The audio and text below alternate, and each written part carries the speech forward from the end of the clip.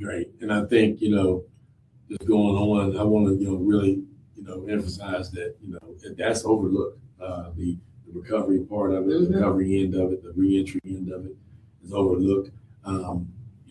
Even with myself, sometimes, it's not me overlooking it anyway. Where does it fit in? It fits in where everything else fits in. I have to understand that too.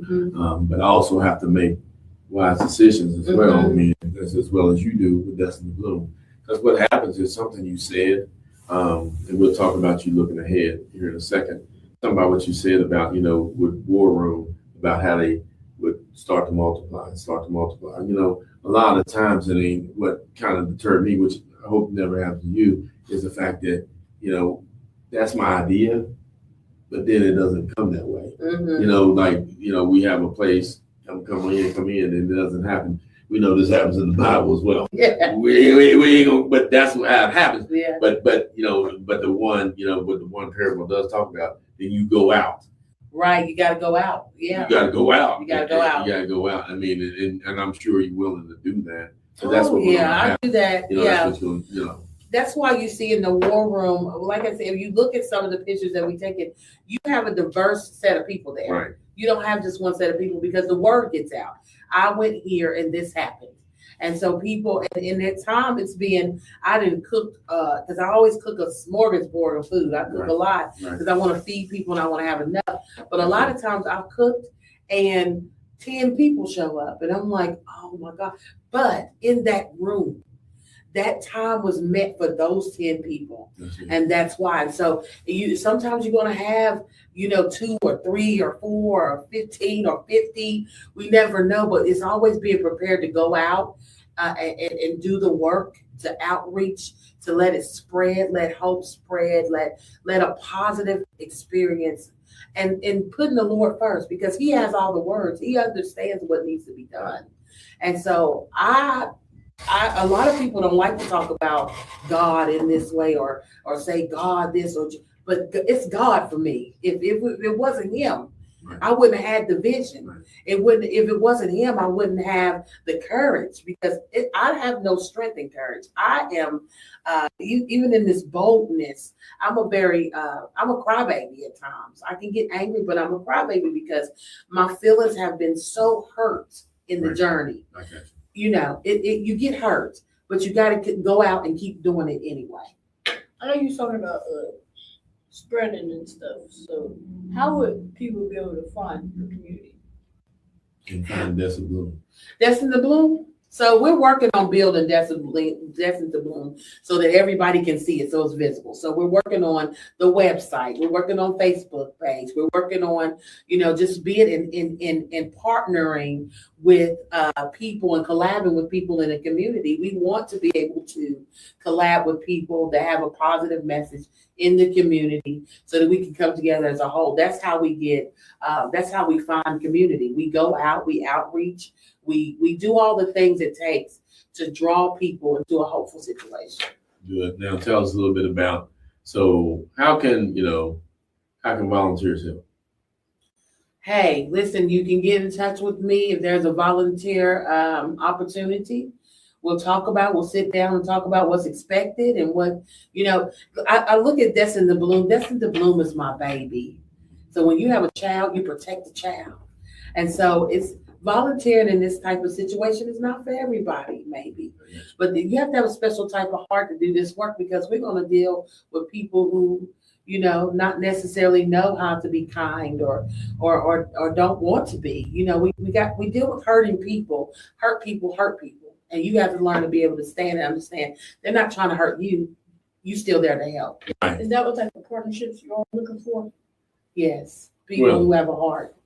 See, that's good. That's good. I mean, I think so. And that's what we were kind of getting at when we were speaking about those things, as far as, getting you to understand, right? Mm-hmm. So we're going to kind of wrap up here, because you've done a great job explaining it. I mean, a lot of times, we're kind of looking at it on the background there, but a lot of things you hit, but you wasn't even reading it. And that's what I'm talking about as far as some of the things. We're going to call this, and we just started this, but we're going to call this, this for you, because you like flowers, the fun flower round. we're gonna blot out a couple of questions, right? And this, just right off the cuff, right? And the first question would be, what flower would you be? Would you be a sunflower, a rose, a lily? But then we're gonna So let's see. we're gonna see what she got in store. What flower would you be? I would be a lotus. Right. I would be a lotus. Which is one of your. It is. It's one of the Yes. It's actually it's one of the initiatives under Destined. Actually, the lotus is part of the logo. Wow. That's the lotus. See, that's what I'm saying. that's where I need to come in, right, as well. So tell me a little bit about this. Okay, we're gonna get into it. Hope or fear? What do you mean? Just a short answer. Hope or fear? Do I choose hope or fear? You just said it. You just said it. Yeah, I'm gonna choose hope. There we go. I'm gonna choose hope. I've lived in fear, so I know what that feels like. That's stressful. So I'm gonna choose hope. Mentor or role model? I think a mentor is a role model. So I'm gonna say both. Yeah. I'm gonna say both. Let me ask you this: dream big or play it safe? No, dream big. I listen. I wrote a grant, and I was writing the grant. And when I told one of my, I actually called one of my old employers. He writes grants like crazy, and I told him, I said, I'm writing this grant. He said, you ain't getting that grant. He said, I ain't even applied for that. He told me. I said, well, I'm gonna write it anyway. He said, well, let him tell you no. And that's what's going to happen. I'm gonna dream big. It's good. What inspires you? My life. I just, I don't come from a 2-parent household, meals on the table, loving dad and mom in the picture. I come from divorce, a drug addicted dad, single mother, 4 girls, 2 adopted sisters. I had to become their mother because my mother worked a job and went to school trying to better herself. I come from oodles and noodles and commodity cheese boxes and food stamps. So dark places I come from. So what inspires me is that, I was such a bad attitude about everything. So what I'm inspired by is that God saw me even like that. He knew everything. He knew it all. And he still chose to use me. So last one, favorite quote. Ooh, I can't. I don't have a favorite quote. If we were talking books, I could talk about a verse. Ooh, if we're gonna talk about a verse, Yeah, we can go there. Philippians 4:12. It's Paul talking, and he says, "For I learned the secrets." And I'm paraphrasing this, but this is how I always say it. I learned how to be empty and full all at the same time. I know what it is to have plenty of stuff, and I know what it is to have nothing. But I can do all things through Christ who strengthens me. And so I that is my go-to scripture. I have to learn no matter what is going on. If I ain't got the money for the bill, if friends leave me, if I'm alone and I'm not married yet, all the things that God has it all. And I just have to learn to be abased and abound, empty and full all at the same time. You have a favorite quote right now in your young life?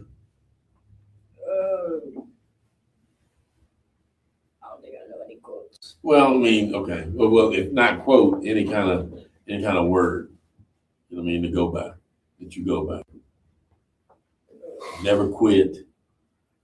Always. I'm just saying. I say dream bigger, go home. That's it. Dream bigger, go home. That's it. A lot of times, you're right. I mean, I think, a lot of times this is what happens. Tell me, so just real quick, recapping when we close. Tell me a little bit about the upcoming event is, and tell me a little bit about Bloom Squad as far as when it's going to occur. from July the 20th to the 30th. It'll be Monday through Thursday from 9 a.m. to 3 p.m.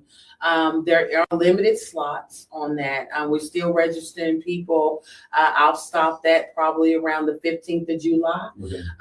And what's going to happen is the youth are coming in for a learning, a fun, creative experience. We're going to have some guided paintings. We're going to have some mentorship happen. We're going to have some fun days. We're going to have outside activities, some home cooked food. We're going to do it up. So I'm excited. This is the first time I've ever done anything like this. Yeah. I'm very nervous about it, but I love children. I have 6 godchildren. I have a grandbaby on the way. So I'm excited. Thank you. I think, one of the things I say before we finish, is the fact that, because we're currently, that's all I'll say, we're currently involved with the camp as well. That we're doing. Every day you get up, though, it's like, what's new? So it's never a dread. Right. It's just like, what can we find today? I mean, what will you see today? Yeah. I mean, I think, and living a life like that, and they'll see, and hopefully they'll see it as well. When they get older, that's life. When you can do things for others and serve others. Yes. I mean, that's the best. And I know now it seems like I need to serve myself, and I think it's not you. I mean, you never said it to me, but I'm just saying. But when you can serve others, and doesn't definitely don't want to receive anything back from serving others, that's what life's about. I mean, then we can remember back and seeing that as well. This is what you're seeing here. A lot of times, Destined Bloom, like I said, coming out of nowhere. No, it's been in always in the bosom, basically, right? And now you're starting to bring it out, 2 years later. And like I said, for the time, it's never the wrong time to do the right thing. I mean, it's never the wrong time to do the right thing, and that's the thing. So we definitely need, more organizations like yourself. I'm glad you're stepping out there doing it, not alone. Of course, I mean, some of right there with you, partner with you as well, and that's the thing. I think you said it the other day, iron sharpens iron. It does. It does, and I think that's what this is. I mean, but it really takes the right partnership. Of course it does. Everybody can't be. You can't just pick up people, start collabing with folks, and you don't know what's going to happen. No, you're right. And when we talk about youth and families and trying to better people and help people, there's a magnifying glass over you. Right. People are watching you, and people are watching your life. And so, I want to say this, and we can go. I want to say this is that when you talk about servitude, even as an elder in my church, I don't look at myself as somebody above because I have a title. Right. I am a servant of Christ. I am an underrower. Whatever he would have me to do, sometimes it looks strange, some things he would have me to do. He'll tell me park my car and get out people with signs and pray for them or whatever. Some things have happened in my life, and I thought that didn't make sense, but I was obedient to it, and it made sense after a while.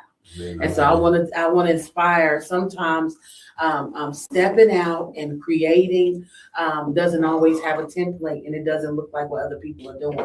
But if God gave it to you, do it. Right. And this will kind of conclude Collective Conversations. I do have a couple of things about the summit.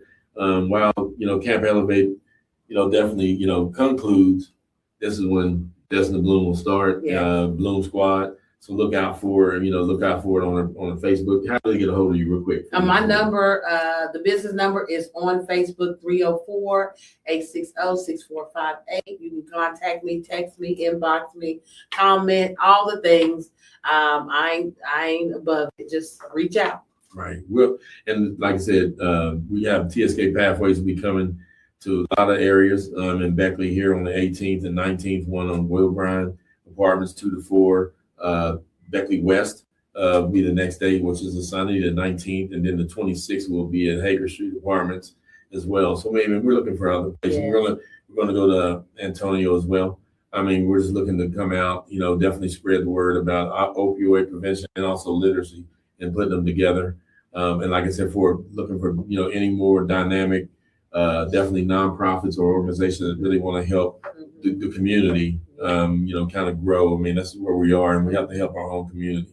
I mean, if we want something, we really do. So just, thank you for attending. Thank you for being here.